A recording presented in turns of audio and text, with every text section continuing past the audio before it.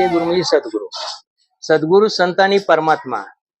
सद्गुरू संत आणि परमात्मा हे असा आहे मार्गदर्शक की आपल्या जीवनामध्ये सद्गती मिळाली पाहिजे, जीवनात आत्मिक शांती मिळायला पाहिजे. संसार प्रपंच करत असताना आपणाला सद्गुरूची गरज असते, परमात्म्याची गरज असते आणि आई वडिलांची बी सेवा केली पाहिजे. ही तिन्ही घडलं पाहिजे आपल्याला. विचलित झालेलं मन, विचलित झालेलं मन, अस्थिर झालेलं मन स्थिर करण्याचं कार्य सद्गुरू संतांनी परमात्माच करू शकतो. ही ताकद दुसरे कोणाकडे नाही.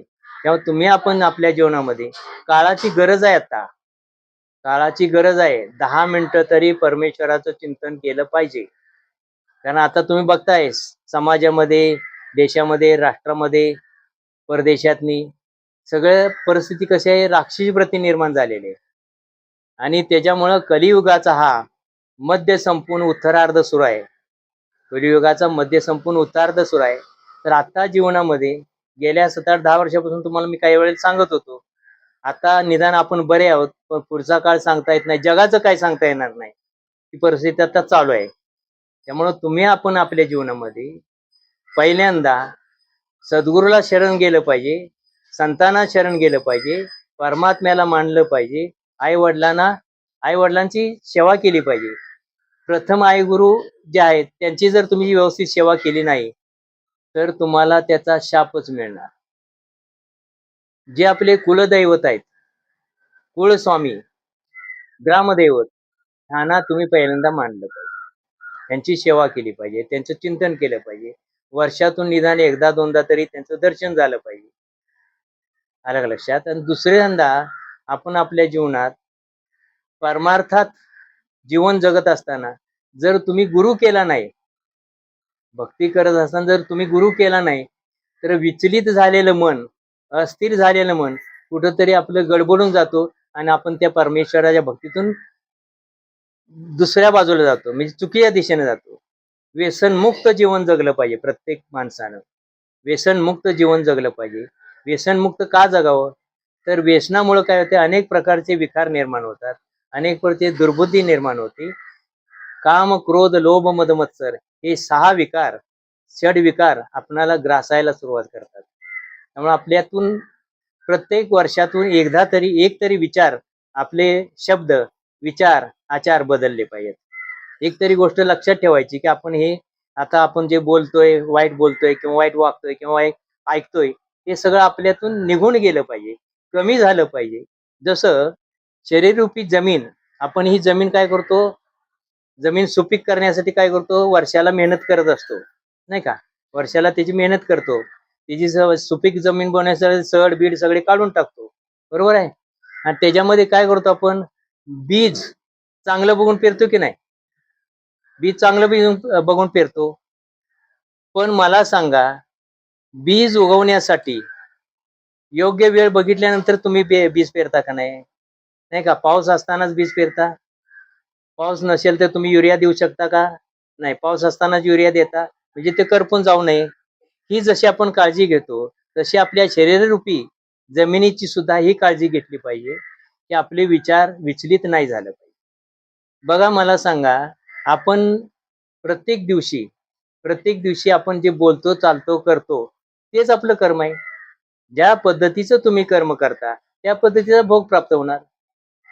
कर्म करताना आपण विचार करून करत नाही, कष्ट करताना मात्र विचार करावा लागतो. आणि कर्म करत असताना जसं आपण बीज पेरतो, नाही का, जमिनीमध्ये बीज पेरतो, तण कोण पेरतं?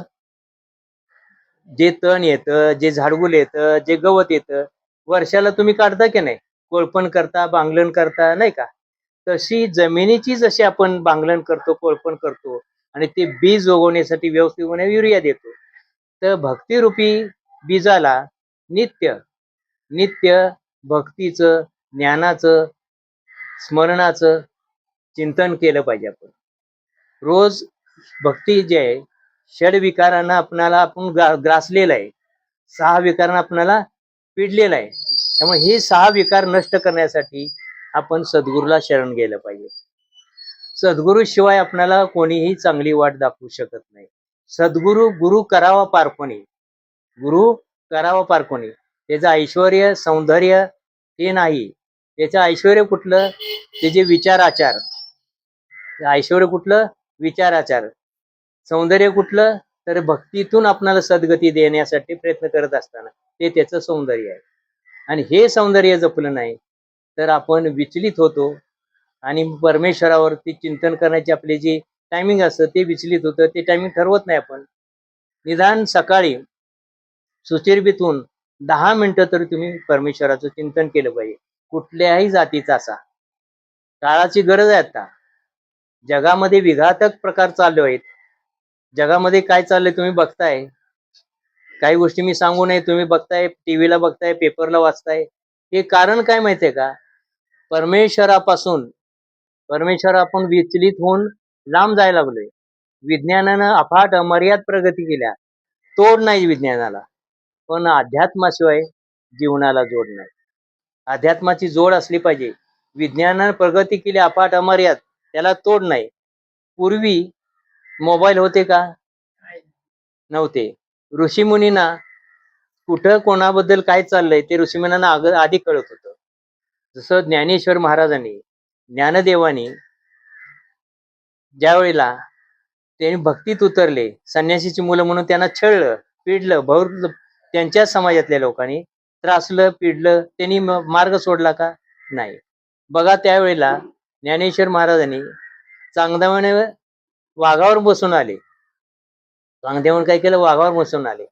पण ज्ञानेश्वर महाराजांनी काय केलं, मुक्ताई ज्ञानेश्वर सोपान काका मुक्ताई यांनी काय केलं, निर्जीव भिंत चालवली. आता बघा निर्जीव भिंत चालू होते, किती जण बसले, ते 4 जण बसले होते, नाही का. आता जे टू व्हीलर आहे त्याला विंजन जोडलं, चाकं जोडली आणि विज्ञानाने ती प्रगती केली. बघा पूर्वी मारुती, वायुपुत्र वायुपुत्र मारुती आकाश मार्गे जात होते, कुठेही जात होते, वायू मार्गाने. आता काय केलं, विज्ञानानं विमानाचा शोध लावला, त्याला काय केलं, पंखा जोडला. पंखा जोडून काय केलं, ते विमान आकाशातून जातंय. हे मारुतीच्या, नाही का, मारुतीच्या याच्यामुळं त्या पद्धतीनं शोध लागला. असे अनेक विज्ञानाने शोध लावले की भारतातले हिंदूंचे संस्कृत असणारे ग्रंथ जे काय केले तुम्हाला माहिती आहे, नाही का. ते ग्रंथ चोरून नेल्यानंतर त्यांनी त्याची प्रगती केली, आपण मात्र मागच राहिलो.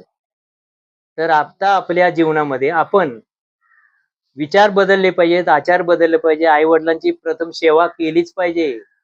ज्या वेळेला त्यांनी लहानाचं मोठं करताना त्यांनी एवढं कष्ट घेतलेलं असतं, एवढा त्रास घेतलेला असतो की त्यांनी आपल्या मुलाची प्रगती व्हावी, लहानाचं मूल मोठं व्हावं. मुलं किती असली तरी त्यांच्यावरती प्रत्येकावर विश्वास असायचा, प्रत्येकावर तेवढंच प्रेम असायचं. तुम्ही काय करताय, आई वडिलांनी ज्या वेळेला तुम्हाला वाढवलं त्यावेळेला ते हे म्हणत नाहीत, हा किती कमवतो, हा किती कमवणार आहे, कसा आहे, नाही बघितलं. आई वडिलांनी आपलं प्रेम दिलं, आपल्याला लहानाचं मोठं केलं, कष्ट केलं. जर त्यांनी जमीन राखून ठेवली नसती तर आज तुम्ही कुठे असता, नाही का. तसं पूर्वजांनी आपणाला दिशा दिली, संसार सांगितला, संसार केला, संसार नेटका केला, पण परमार्थ जो आहे तो करावा लागतो. संसार होत असतो, जन्माला आला की 18 वर्ष 20 वर्ष झाली की त्याचं लग्न होतं, शुभमंगलम होतं. त्यावेळेला सावधान त्याचा इशारा असतो बघा, शुभमंगल सावधान. सावध केलेलं असतं. आता संसाराच्या बेडीमध्ये अडकतोयस तर तू कसा संसार करणार ते तू ठरवलं पाहिजेस. पहिल्यांदा आई वडिलांची आठवण ठेवली पाहिजे, माता पित्यांची, आई वडिलांची म्हणजेच आठवण ठेवली पाहिजे. आणि आपल्या जीवनामध्ये आपणाला गुरु का करावा लागतो, तर गुरुविन ज्ञान नाही, गुरुविन सोक्ष नाही, गुरुविन मोक्ष नाही. गुरु शिवाय जे असतं ते अधूर असतं. प्राप्त झालं त्या सद्गुरूंचं पहिल्यांदा स्मरण करूया. ओम श्री सद्गुरु कचनाथ स्वामी महाराज की जय. ओम श्री सद्गुरु जनार्दन स्वामी महाराज.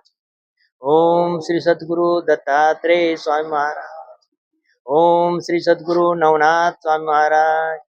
ओम श्री सद्गुरु साईनाथ स्वामी महाराज. ओम श्री स्वामी समर्थ. ओम श्री स्वामी समर्थ. ओम श्री स्वामी समर्थ. ओम श्री स्वामी समर्थ. ओम श्री स्वामी समर्थ. ओम श्री स्वामी समर्थ. हर हर महादेव शंभो कैलास.